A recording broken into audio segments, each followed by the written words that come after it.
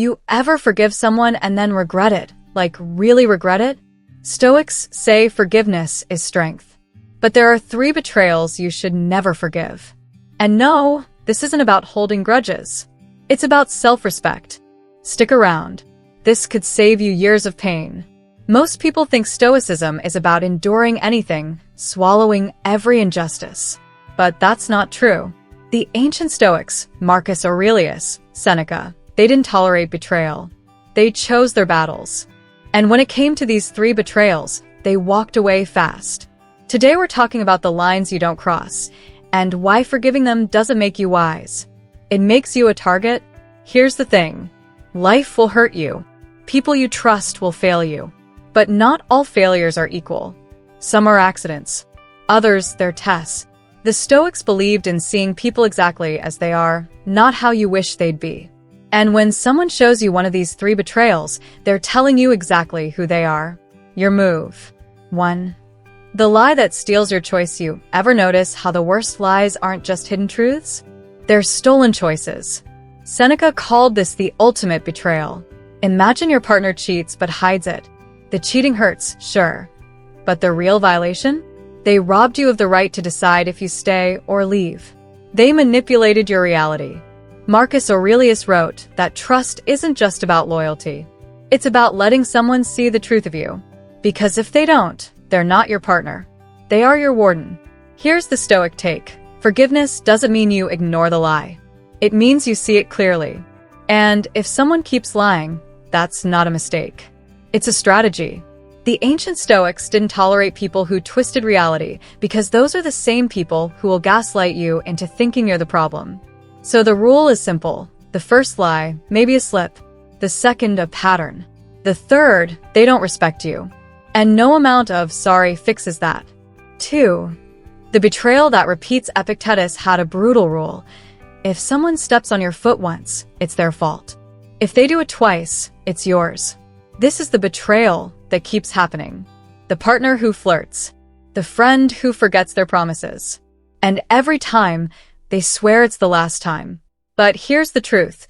People don't change unless they have to. And if you keep forgiving the same betrayal, you're not giving them a chance. You're teaching them they don't need to change. The Stoics didn't believe in hoping for better. They believed in demanding it. Marcus Aurelius wrote that what we tolerate, we encourage. So when someone keeps betraying you, ask yourself, am I forgiving them, or am I just training them to disrespect me? Because love isn't about endless chances. It's about standards. And if they keep failing yours, that's not bad luck. That's their choice. 3. The betrayal that demands your silence. This is the sneakiest one. The betrayal that expects you to stay quiet.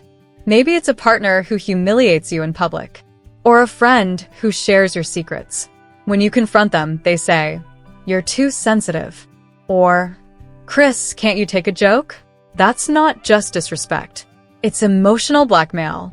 The Stoics called this the tyranny of the weak, where someone hurts you, then acts like you're the problem for reacting. Seneca warned about people who weaponize forgiveness. They do something cruel, then guilt-trip you into letting it go. But here's the thing. Real love doesn't make you swallow your pain. Real love respects your boundaries.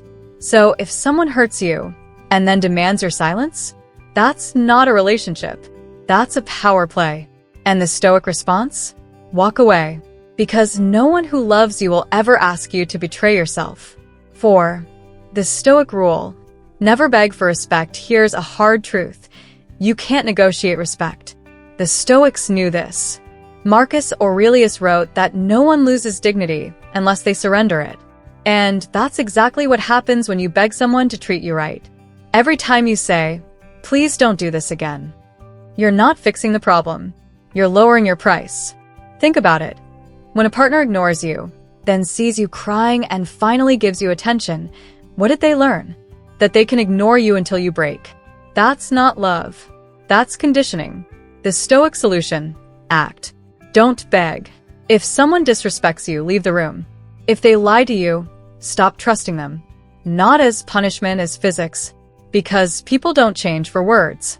They change for consequences. 5. The Stoic exit. How to leave without hate. Most people think Stoicism means staying no matter what. Wrong. The Stoics walked away from toxic friends, corrupt leaders, even family. But here's the key. They did it without rage, because hate is just attachment in reverse.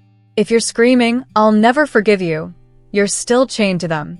Seneca said, "The real test of strength isn't staying or leaving. It's indifference." So, how do you do it? First, accept they won't change. Not maybe. Not if they love me. They won't. Second, grieve. Not for them, but for the hope you're letting go. Third, walk. No drama. No last words. Just silence. Because the ultimate power move isn't revenge. It's disappearing from their story. As Marcus Aurelius wrote, "The best revenge is to not be like them." And trust me, when they realize you're not coming back, that's when they'll finally feel what they lost. So, here's the Stoic truth. Forgiving everything isn't wisdom, it's self-abandonment. These 3 betrayals? They're not mistakes. They're choices. And when someone chooses to cross these lines, they're not asking for forgiveness. They're asking for permission to do it again. Stoicism isn't about suffering and silence. It's about seeing clearly and acting bravely. These betrayals? They're your line in the sand. Draw it, walk away, and never apologize for your self-respect.